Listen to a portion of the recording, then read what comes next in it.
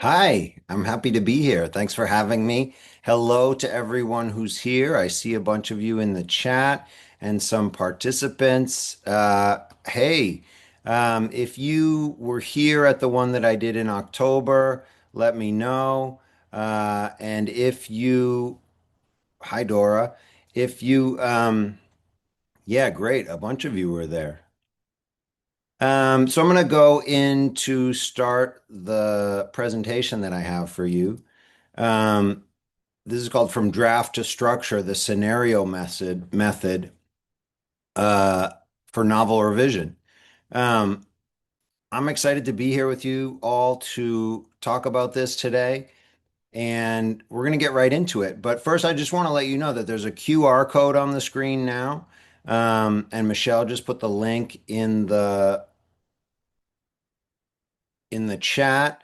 Writewithseth.com/workbook has a workbook that you can use either to follow along with us or to um, use after the discussion so that you can use this method to create your scenario and really come up with a plan for revising what you wrote in November. And first of all, what I really want to know from you is I'm going to turn that off. What I really want to know from you is, well, is anyone here from my website or readers of my blog or Substack? I'm glad to know that some of you were here in the last one. If anyone is here who I know, that's great. I'm interested in finding that out. And if you have a favorite blog post, hi Bonnie, hi Dora, thank you. If you have a favorite post, put that in the chat as well. One question that I have for you, and I'm really curious about this. Over the month of Novel November, what did you accomplish? Some people had the goal of 50,000 words. Some people had the goal of finishing a whole novel. But as I was looking at the information for the closing ceremonies today, everybody has an individual win. What was your win? I would love to know that from some of you in the chat. 85,000, second half of a novel, 114,000. Nice, big draft for Anthony Fitzpatrick. First draft, getting close to the goal, 69,000, 65,000, 50,000, 50,000. This is great to see. I'm really happy for you, and I hope that you guys are happy for yourselves. This is a big deal. I want to take this moment to connect with you and connect with Pro Writing Aid to really help you think about celebrating this moment. You finished Novel November. You wrote. You showed up. Whatever number you had here, you showed up to the desk and did the thing that a lot of people don't do, a lot of people talk about doing, a lot of people want to do, but you have done it. And in the game of writing, it's a really big deal when you accomplish something. And often, maybe our friends and loved ones will tell you, oh, great job that you did that. But it doesn't always land like $1 million, if you know what I mean. It doesn't always feel like that giant Toblerone bar that's like a huge chocolate that's going to make you so happy. So the truth is, as writers, a lot of the appreciation and celebration of moments like these, we have to give ourselves. That's just the truth. Like you can look for the affirmation out there from the world. I see Robin, Bonnie, they don't get it. Yeah. Even if they do get it, for me, I know that I'm really good at taking other people's compliments and like softening them down. Yeah, this doesn't mean that much. They don't really know yeah, I've got all those voices in my head. So my next question is, how did you celebrate or how will you? Dance party with cake and marshmallows, chocolate, nice. Some people, you have your thing, whatever it is, dessert, wine, chocolate, more writing, Christmas tree. It's important. The thing that I'm getting at is that it's important for us as writers. Nice, Nicole. It's important for us as writers to celebrate ourselves.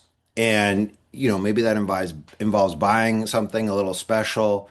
Sometimes even if you just take like $20 and just go out and buy something completely frivolous and fun, it can be worth it. Or just like that one meal by yourself. I remember when I finished a novel one summer, I was writing a novel with a pen on yellow legal pads, and I finished.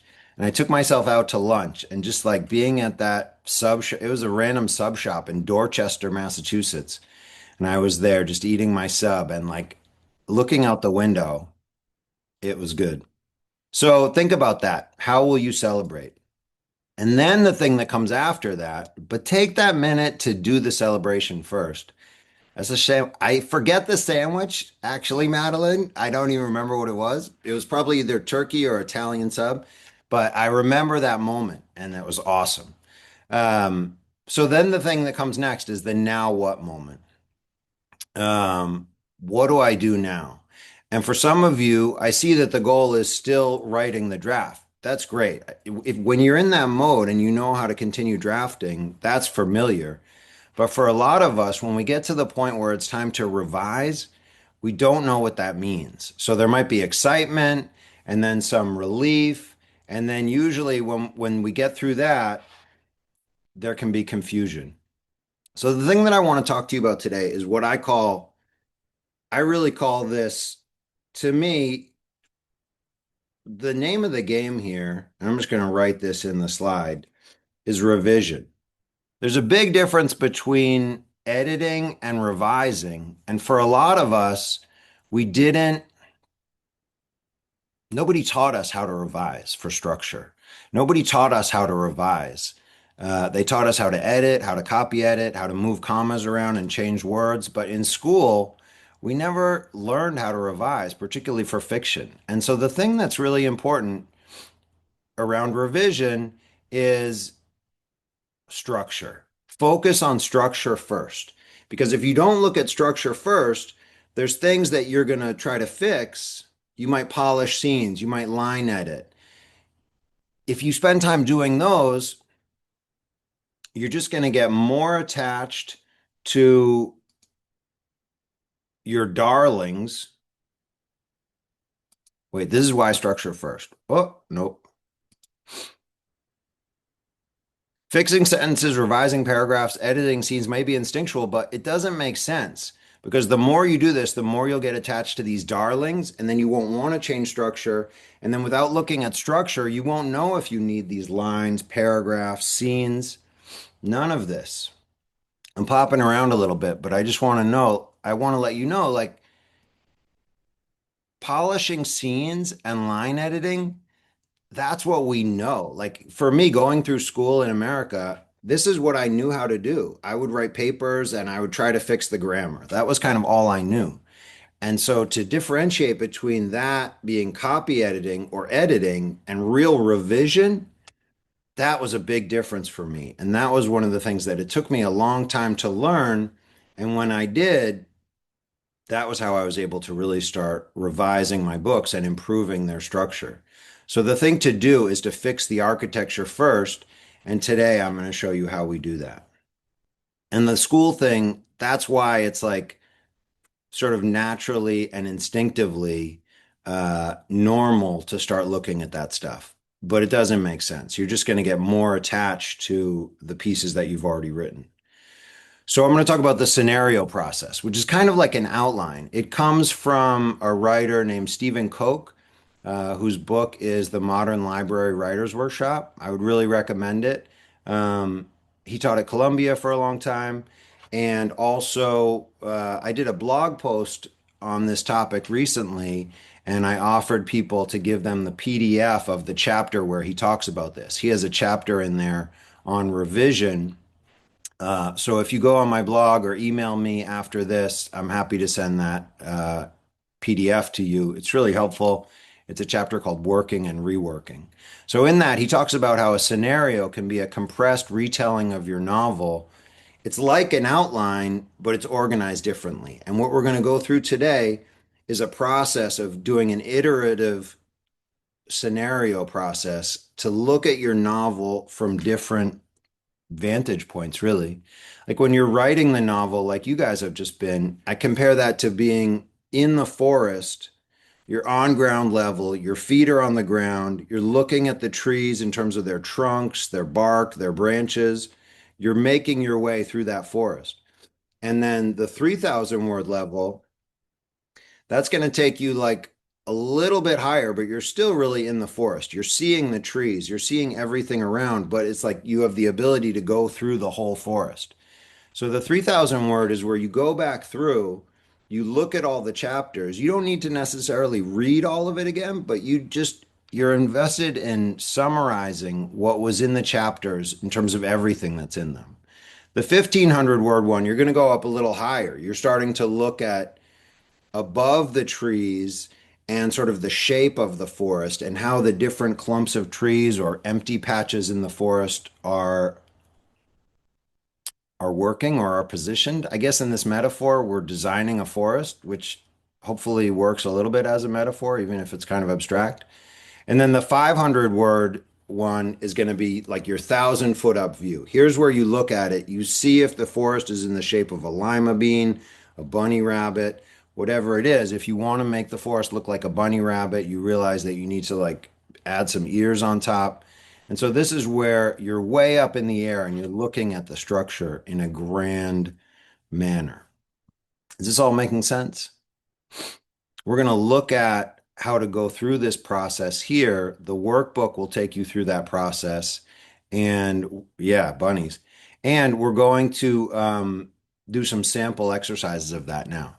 So the 3,000 word version, I know the bunnies is a little confusing, but it's like if you're way above a forest and you want to make that forest in the shape of something, or you're making a cookie and you want to make that cookie into the shape of something, yeah, this is anyway, is a forest that's shaped like a bunny. Sorry. The 3,000 word version, you're going to do about a paragraph per chapter, and you're going to go through everything that happens. You're not interpreting, you're not really getting invested, but you're going to say everything that happens in the chapter. So here's an example of one of the chapters in a 3,000 word uh, version of one of my novels.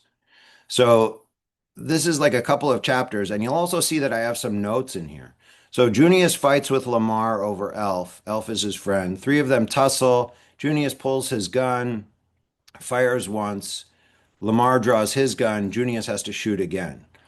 So then I put a little bit of interpretation. Faced with leaving Lamar or killing him, with Lamar swearing at Temple's death, Junius pulls the trigger and kills him.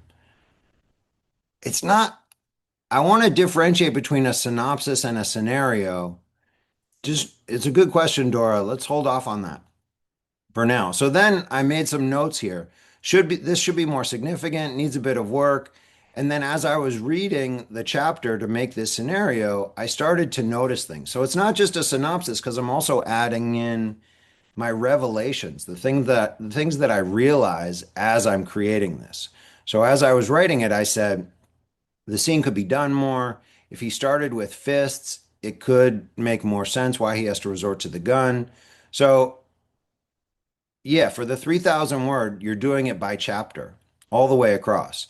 So this is like a good length of writing for a 3,000 word, one chapter scenario. So for now, for you guys, just take chapter one of your novel. Maybe you're ready for this. If you're not, you can do it later. But the exercise here, you don't have to put it in the chat, but just for yourself, write or imagine how you would write what happens in chapter one of your novel in 2 to 3 sentences. If you put it in the chat will blow up. So don't do that. But you can imagine you could do it in the workbook to get yourself started, or just do it on a additional screen on your computer. When you're doing this for real, when I'm doing it, I wouldn't go through and read all of chapter one. I use Scrivener, which is really helpful. I can just pull up chapter one on the screen. Maybe I've even already gotten a short synopsis of it so that I can pull that. But I'm going to write more for my 3,000 word. The goal is to have a description of all the chapters that comes in somewhere around 3,000 words. For the first one, it's kind of open door. You can be 3,000 or over 3,000. You don't want to go to 6,000. The idea is to start compressing to get a scenario that you can work with that's in a manageable size. So your first 3,000 word scenario, that's going to be huge. 3,000 words is what? 30 something pages? You'll be in the 20 to 30 page range. This is good for you to get it down. It's the process of doing it. And this is going to set you up really well for the next step. So the next step, or the 3,000 word scenario, reveals it allows you to get your structure on the page. And that's going to be much easier to work with than trying to go through your 200 pages and sort of get them or understand them. When I first started writing novels, after I left the yellow legal pad, which was great for using my hand and terrible for revision and figuring it out, um, I would write a whole novel in Word, or I took those legal pads and converted them into Word. But to understand structurally what's going on, the only tool you have is to scroll up and down. Scrivener gives you more tools in terms of navigating and seeing how the pieces come together, but this is better for giving you a tighter thing that you can really work with. And the 3,000 word scenario really helps you start the process of getting your head around what the whole novel is. And as you're doing this, this is going to help you prioritize what happens and what the main threads and themes are. It's going to give you a sense as you go through this of what is important in the novel. Megan, the whole novel in Word. Well, first on the legal pad, I mean, this was 20 years ago, so grains of salt. Uh, yeah, it's going to help you get a scenario from your working draft, reprocess the content, start to understand it. At a certain point, when you're writing a novel, um, you just get, I get beyond the point where I can hold everything that happens in my head. So this process helps me get back to that. The next step is the 1,500 word version. This is going to be one or two sentences per chapter. It's only the action. You're cutting out the fluff, the filler, all of that. Well, yeah, you're cutting out all that stuff. Let me just move this over a little bit. So Junius and Elf run into Lamar. They fight. Lamar is killed. They flee. And so then I carried over my revision note from the 3,000 word if Junius went with fist first. So it's the same event, same events, but I've stripped it down. And what's important to note here is that I'm not suggesting that you take your 3,000 word and sort of boil it down just by pulling words out of it or squeezing it down. I really think it's helpful when doing this process for it to be fully iterative. You're actually rewriting. So I would look at my 3,000 word scenario and then rewrite it in shorter sentences instead of just trying to like boil it down and edit it. There's a writing component to this that I think is really important in terms of getting your brain to understand. Yeah. Thanks, Michelle. I see some questions coming in, and I'll be happy to get to those later. I've made sure to save time for that. Um, so your 1,500 word scenario, the cool thing about the 1,500 word for me is that this is going to be, to me, the perfect length to become my working document. I'm going to use this to not only mark my observations, questions, revelations, things that come up as I'm reading, uh, but this is going to become my map. This is going to become my to-do document to guide my first round of changes. One of the things that I did when I was working on the Maltese Jordans, I actually took the 1,500 word draft. I'm going to show it to you. I took the 1,500 word draft and I printed it out. It was 5 pages, and I stuck it up on the wall of my writing office. Can you guys all see that? Yeah. I stuck this up on the wall. This was a 5 page document that I taped the pages together and stuck up on the wall. All the stuff in bold was things that I noticed or things that I wanted to change or questions that I had. And I went through and just checked them off or made notes on when I was doing them or checked them off or made new notes once it was up on the wall. Um, and I literally just went through it top to bottom. And this became sort of my working document just to kind of go through the manuscript and check things off as done. I learned more as I was doing that. But it was really great to have that up on the wall as a process so I could sort of see what I was doing and know without just looking at the book page to page to page, but going through this external piece so that I could check it off and guide myself through it was really helpful. Um, yeah. So let's give this a try. Take your first chapter, what you did for the 3,000 word, and try to do it as one sentence, focusing on, I'm just going to say, focus on the action, focus on the beats and what happens there.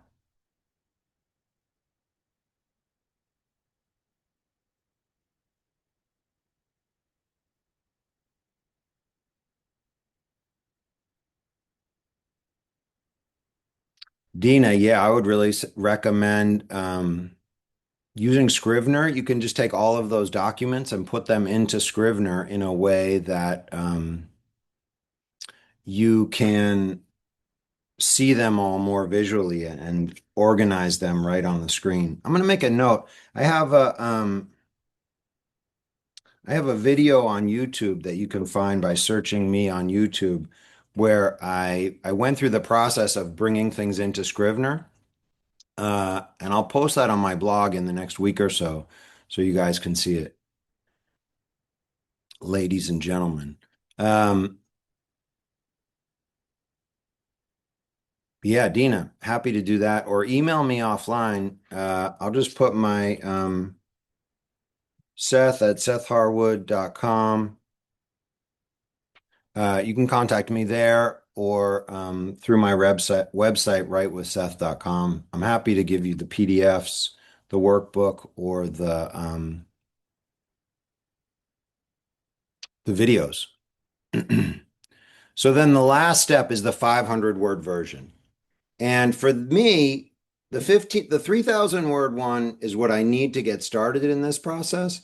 The 1,500 word one is really helpful because that is going to be the one that I use as my working document, as my plan of action.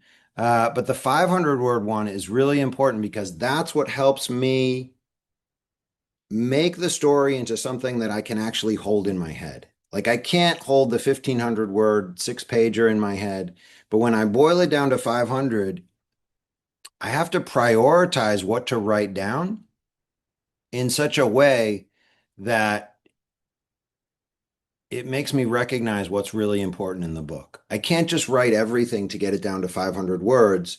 And I'm not just looking to like boil down sentences or just cover the beats. I'm writing something like sentences and paragraphs, and I really have to figure out what is important. So, for the example here, Junius searches for his brother's killer, drawing him deeper into violence and gang politics in the towers.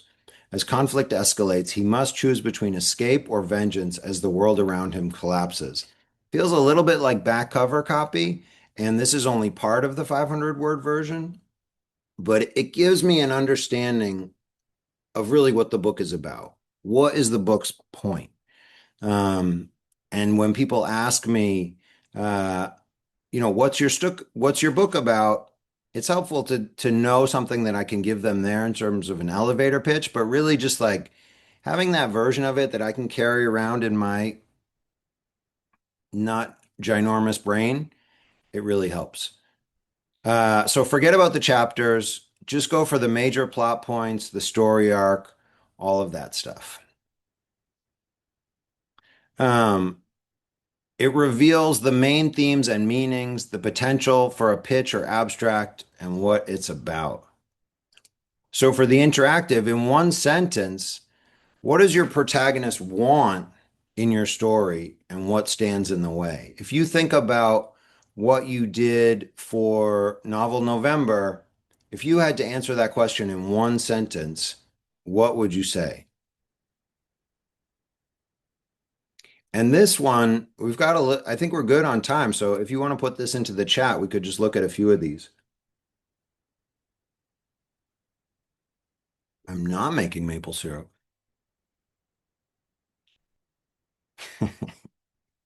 Um, she wants her family whole again. The banana, Flora the banana wants a world without fighting. That makes sense.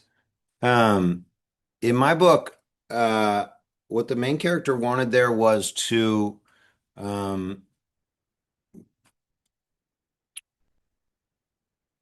take vengeance for his brother's death, but also solve the mystery of who killed his brother.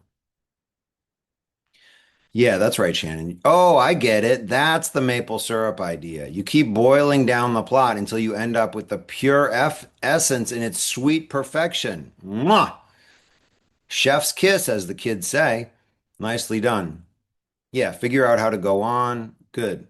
So you're boiling this down. You're really getting it. To get back to Earth, but the person who could send him back wants to capture and exploit any power they can find. Yes, Shannon is a writer, and all of you are writers.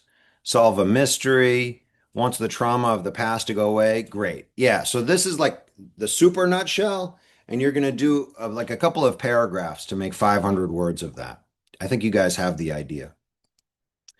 So as you're doing this scenario process, what you're doing is getting those vantage points, ground level, canopy, and then 100,000 foot up to see what is going on with my novel. So you might look for things like repetition, parts that don't make sense, things that don't connect, or parts where you realize like, oh, I could have done this here. I need to add more of that.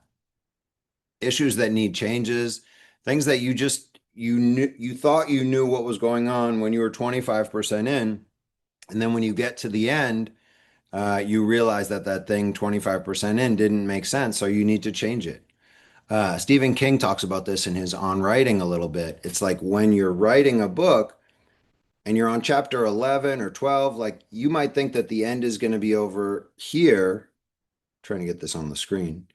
You might think that the end is going to be over here, so you write chapter 11 pointing that direction, and then it winds up being up here. So then you need to go back and turn chapter 11 structurally to point in a different direction.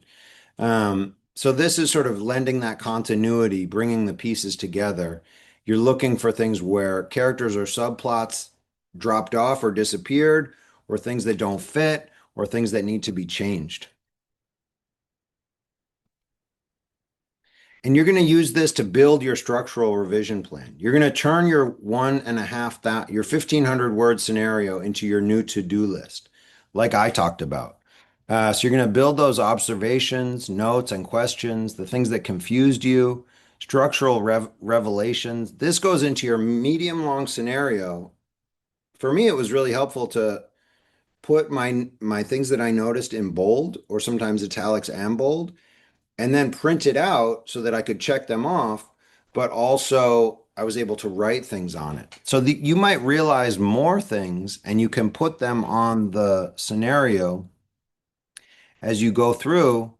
Um, but the real gold here, I think, the real thing where this really helps is that when we go back to that point in slide 3 or whatever, where we have that confusion, the go-to move at that point is to start reading the book again and thinking that reading and rereading is going to help you understand the book, figure out how to change the book, figure out what to do with the book in revision. But what many of us find out when we start reading from page 1 on is that every time it's very hard to read my own book without marking it up, without changing sentences, changing paragraphs, doing like minor level stuff. And that's the thing where I end up polishing scenes, I end up doing line edits, and I get more and more enmeshed in what's already there structurally, more and more attached to what I've done. And if I go through the whole book that way and start wordsmithing, I might realize later, or someone might tell me, you got to cut this whole scene. You got to cut this character. This part doesn't make sense. The more I do that wordsmithing, the less willing I am to make those big changes. They become more and more my darlings. And so if I can subvert that urge to read through, whether I have a pen in hand or don't have pen in hand, and trick myself into doing something else, then I have a real chance of revising for structure. And so when I do that, that's when I have this 1,500 word scenario that becomes my to-do list, becomes a series of steps and edits or tasks or things that I can go through and check off. I did this, I did this. It's a to-do list. It's my map. It's my plan. And then I can really do structural work instead of getting sucked into the sentence by sentence. So instead of reading from page one, which you'll totally be tempted to do, you have a different way of going about it. And this is going to get you to do the structural work that's really important at this point. Does that make sense? We're definitely going to have time for questions. So your takeaway strategy and the workbook will help you for this. Um, I can also show, if we have time in the Q&A and you guys want me to, I can show you how I use Scrivener to do this as well. Although I think I did some of that on the last call. But if that becomes a question that people want to see, I can do that as well. Yes, it sounds like yes. So your takeaway strategy and the workbook can guide you through on this. Write a 3,000 word scenario, then write a new one at 1,500 words, and then a final one at 500. As you're doing this process, diagnose. What do you observe? What are the questions that come up? There's a lot of different questions and things to look at in the workbook to help you start to diagnose structurally. Um, and with my clients, when I'm working with them as a coach, we go right to the scenario and work on it together to figure out how we can make the structure stronger, how we can bring about that book becoming all that it's able to be in the big ways that are going to happen only by looking at structure and scene and all of that. Um, so you're going to annotate it, you're going to diagnose, then you're going to annotate, you're going to mark up those observations in your 1,500 word, like I showed you in the PDF. Um, and then if you want, you print it right out on the wall and stick it up.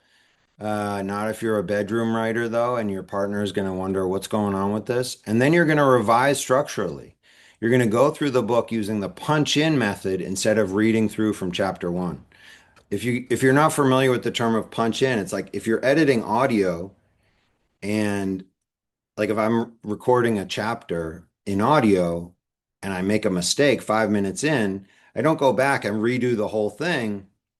I just go to the editor, cut out the flub or burp or whatever at 5 minutes, and then punch in the new thing that needs to go there and then just paste them back together. So you're going to punch in into your novel instead of going all the way through. This is going to allow you to go through the whole book, an entire revision, much faster than if you go page by page.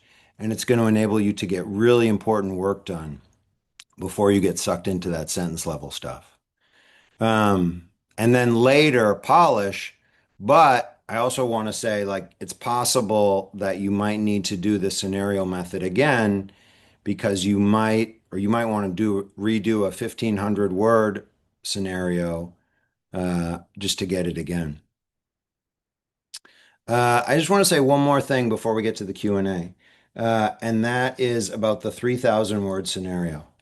The thing about the 3,000 word version and why the scenario is different than an outline is that often a writer, if you're a plotter and not a pantser, you might make an outline before you write the book, and then the book winds up being something very different.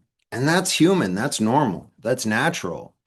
Part of, for me, the joy of writing is the discovery process of finding out what this book is going to be, spending time with it to find out who these characters are, what are they going to do.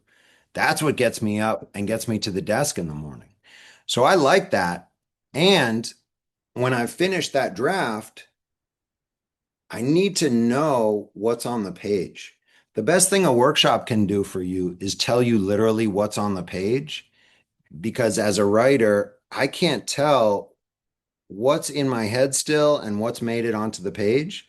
And so my scenario process at the 3,000 word level is my best attempt just to look at what's gotten onto the page and give myself a view of that I can work with.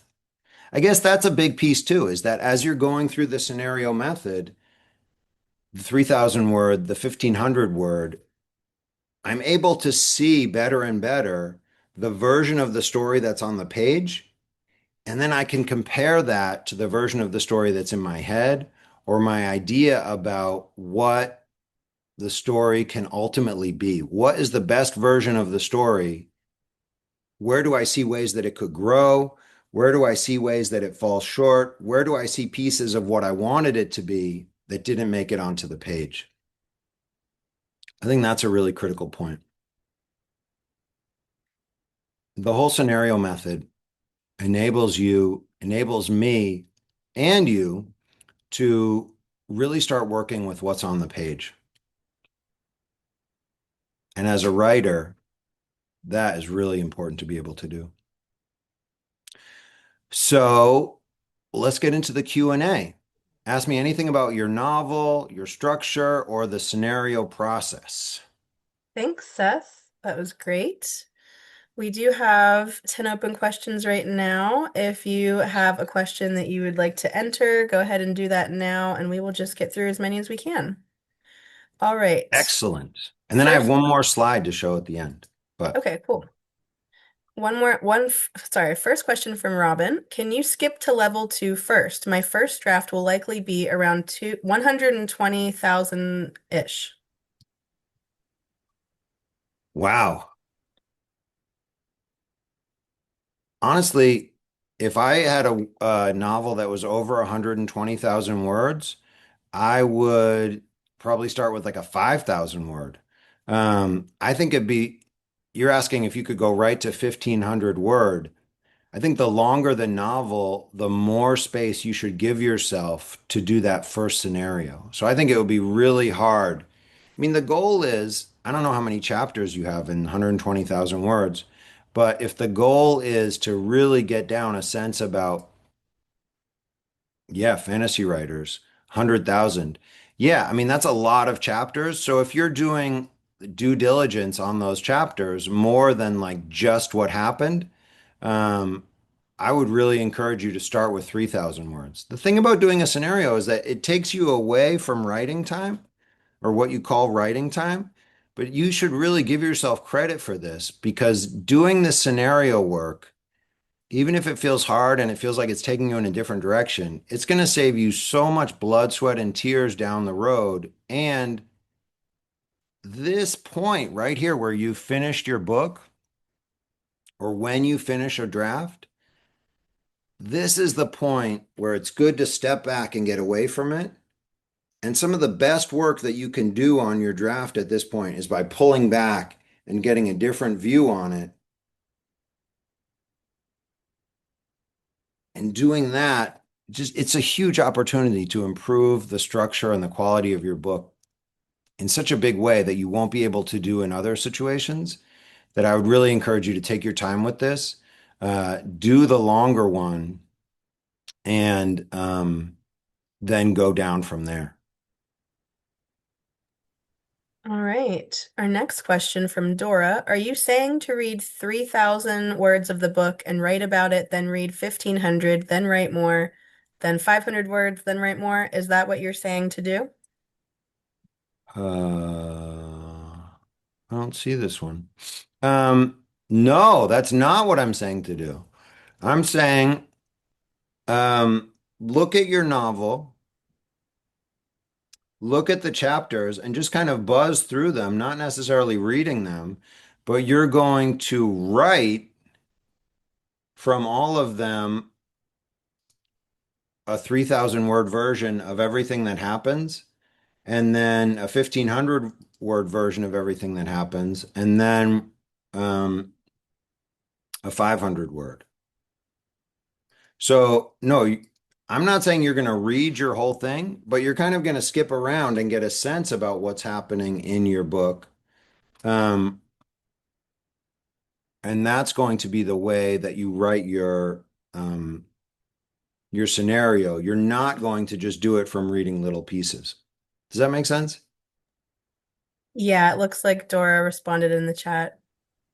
Also, someone asked if this could work for a memoir, and I would say yes, for sure. Awesome. Kimberly has a question. There have been other webinars that recommend not touching a newly finished manuscript for several weeks. When do you recommend creating scenarios? Right after finishing the manuscript or weeks later on a read through of the rough draft? I think a big part of that idea of putting it away is to let it breathe. And part of the reason for that is that when I do that, I can come back and have fresh eyes as to what's on the page. I think it's really optional. Like you can put it away for several weeks, but because I don't think that this is like really going back in and reading page for page for page. Um, I don't think that you need to wait a couple of weeks. It's really up to you. But I don't think that you need to let it wait. I could show a quick example from one of my books, and this will also sort of hit that Scrivener piece. Um, so when I'm doing my books, I've got all the chapters titled over here. And this gives me like a really high level. Like this is a super high level, like 1,000 word. I don't know how many words all these chapters are, but like the titles kind of tell me what goes on in each chapter. But then over here for each of these, I have a short description. So I just write these as I'm going through. But if I'm going to do a 1,500 word scenario, I'm not going to read through the whole chapter, which is here in the middle. It's 1,000 words. But I'm just gonna like buzz through it and get the point so that I know, like, oh, Hotel Gina. Okay, so this is where he meets up with Gina. They talk about the Barracuda, and then I wrote it needs more dramatization. So I'm just gonna put that in. If I'm doing the 3,000 word version, I would say in a few sentences or a paragraph, Jack meets Gina at the hotel, and these things happen. So there's a big difference between the process of reading through my chapters or reading through my whole novel, which can take a lot of time and really pulls me back down to that forest level, uh, and doing this work. And I think to do this work, you can do it right after finishing a draft. Okay, our next question is from Megan. Should this not be in the outlining stage of writing the novel? Am I weird for thinking structure is before writing? Some people do it that way. I mean, this comes down to like the plotters and pantsers thing. And some people are hardcore plotters and some people are pantsers, and ne'er the twain shall meet. But either way, if you've started with an outline, there's a good chance that the product that you've put on the page is going to be different from that. So you could look at it and tweak or change or update what your outline was. But if you literally just went from outline to putting that exact thing on the page, good for you. And if you came up with a great outline that you thought was a great outline at the beginning and then managed to translate that exactly onto the page, awesome, good job. And for many of us, that's not how it works. We end up with something that's a bit messy, or for me, as I'm writing, however much time I spend doing an outline, I could spend 3 weeks doing an outline, but when I spend 3 months writing the book, I get to know the characters so much better, and then their motivations make more sense to me. And inevitably, I learn more about them. And so things will change from what I thought it was going to be at the beginning. We have an anonymous question. If the 1.5K version is what you need for your markup annotate version, why do you need the 500 version? I really need the 500 version as part of the process of getting my head around this book. Like I've written something, this draft was like 70,000 words for this book in Scrivener, 75,000 words. And there's so much that happens, even if I'm plotting it on paper or making an outline as I go, at the end of it, it's hard for me to hold all of that in my head. And so the 500 word version is a way for me to sort of boil it down to something that I can hold and walk around with. Maybe the 1,500 word is the thing that I can stick up on the wall in 5 pages and stare at.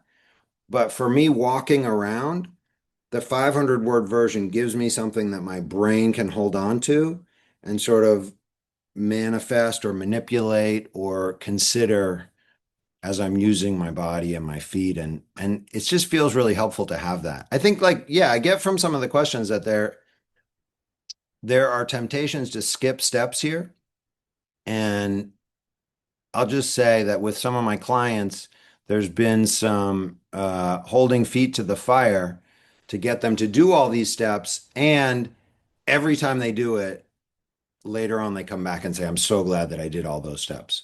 So you do whatever you want, grains of salt, it's your show. And these are options and a way that you can use the tools. Dora asks, how different is this process to a reverse outline? Who does the reverse outline? Not Dora, if you want to familiar add with some that. more info, she does it. Do you mean who created the reverse outline method? Yes. That I don't know. Jenny Nash has the blueprint for the book. I'm not sure. I'm not familiar with the reverse outline, but it Is it is Savannah like Gilbo? it's like you do an outline after you've written the book. So maybe it's similar. Oh, Savannah Gilbo. I've heard of her. I haven't, I'm not familiar with that. I'll look into it. Okay, awesome. Norman Crawford. He's got a question. Norman, good to see you here. Let's see. Our next upvoted question is from Howard Fish. Does it make sense to do this when a novel is half done and the structure is pretty much known in my head? Um, for me, I'm doing this process in one way or another as I'm writing it. So that if I'm partway through and I want to look back and see what's happened, or I want to look back and find something to work on, I've got the chapters and I've got like the beats of each chapter done on a version of a scenario.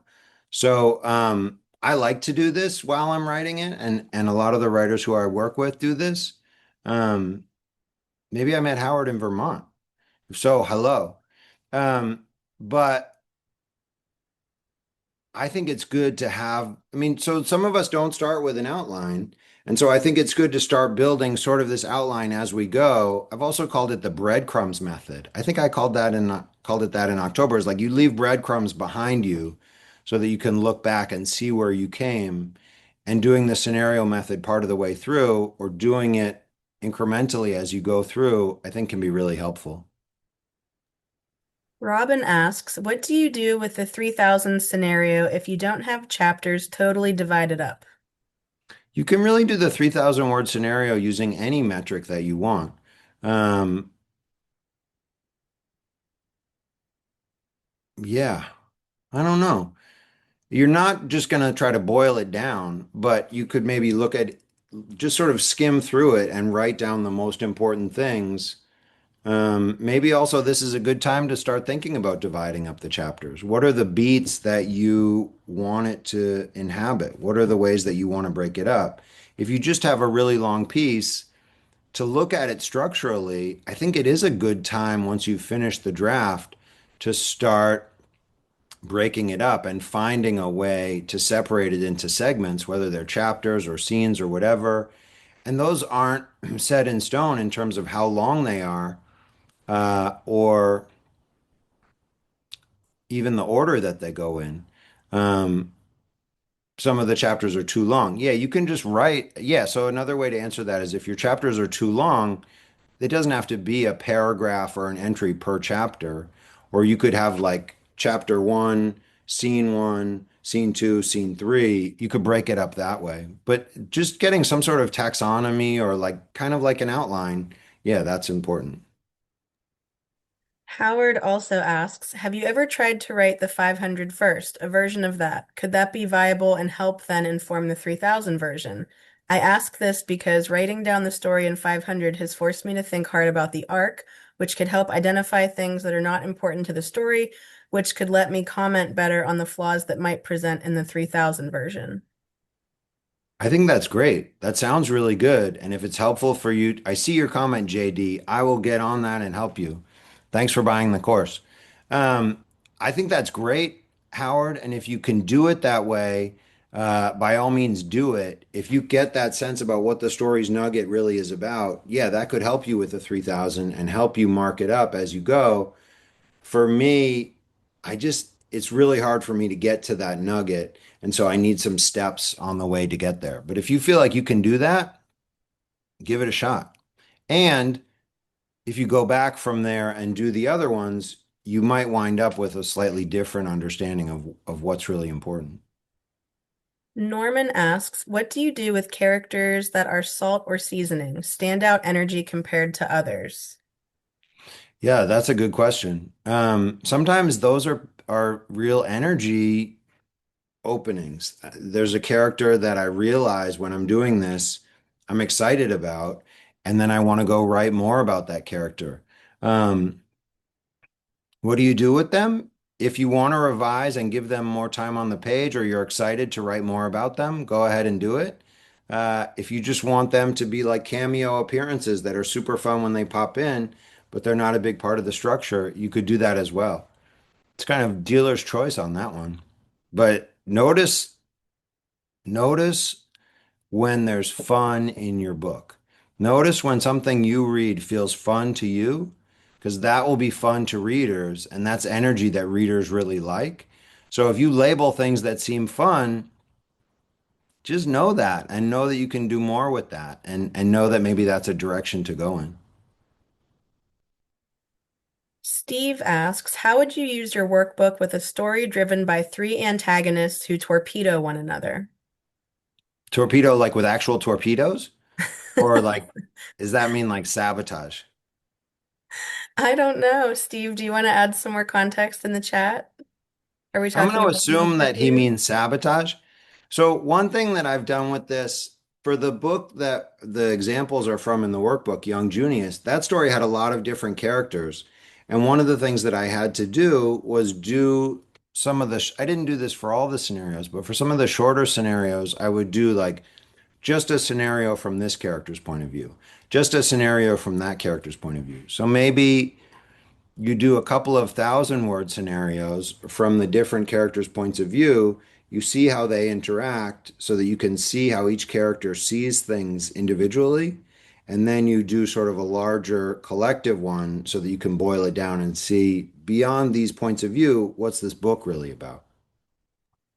He confirmed it is sabotage, so not actual torpedoes. Nice. Not a submarine story. We have an anonymous question. What kind of document do you use to write the scenario? In Scrivener or would an Excel file also work? I use Word or Google Docs. I'm not a Google. I use Word, and I've seen people do this in Excel, but my brain, if you're like an engineer type, maybe doing it in Excel will work for you. And if you're not, maybe Word. But yeah, if you want to do it in Excel, like for my brain, I would have to have really big blocks for that, and that seems challenging. But whatever you want, yeah, you can use Excel. Shannon asks, would you have more than one pass to make the 3000 slash 1500 slash 500 sections? Should the boiling down alter your understanding? Yeah, really good question. Sometimes I'll do more than one pass, and by doing the multiple passes, it'll develop my understanding of what the story's about and what the issues are, what the themes are. Generally, to be honest, like my first scenario, I'm shooting for 3,000, but it'll be 3,500 or 4,000. And then, oh, I lost Shannon's. Oh, it went and answered. And then, yeah, doing multiple ones from different points of view, do it by timeline if you have multiple timelines. It might take more than one pass. And you might do a pass and then do a set of revisions based off the to-do list pass and then realize, okay, I've moved this forward, but structurally there's still work to do, so I'm going to do another pass. I don't know that I've ever done the 3,000 and the 500 at that point, but I might do another 1,500. And boiling it down should alter your understanding because if you're not wordsmithing. So what you're really realizing is what's most important. What's the low-hanging fruit that you can cut and the stuff that's above that that's going to make your novel excellent.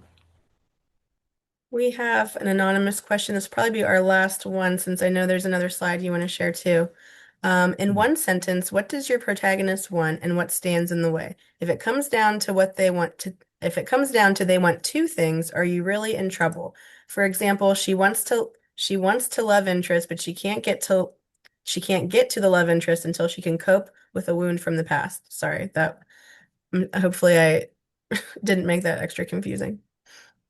No, I see it. I think that the question is great and the asker is totally in a great place. It's great to have multiple challenges for the protagonist.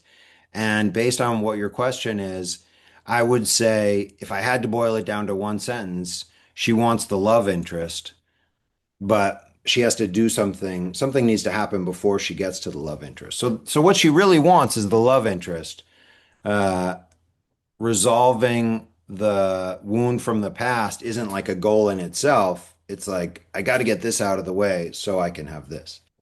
So, and if they want more than one thing, that's okay. All right. Thank you so much, Seth. I want to give you time to be able to show your last slide. The last slide is not 100% different than the first slide. But I just wanted to give people another chance to see the QR code, see the website, go to writewithseth.com to learn more about my coaching services. And honestly, like one of the things that I really like about doing these is being able to meet writers. I like the energy that I'm getting in the chat, and I'm happy to do a free 30-minute call with you just to talk about your writing and where you are and see if I can offer any pointers. Um, so yeah, there's a link on my website and a link in one of the emails that you'll get when you get the workbook. Um, Check it out. I'd be happy to meet with you and just give you some time. It might take a couple of weeks to fit in, but yeah, I love meeting with writers and talking to writers. So let's let's meet.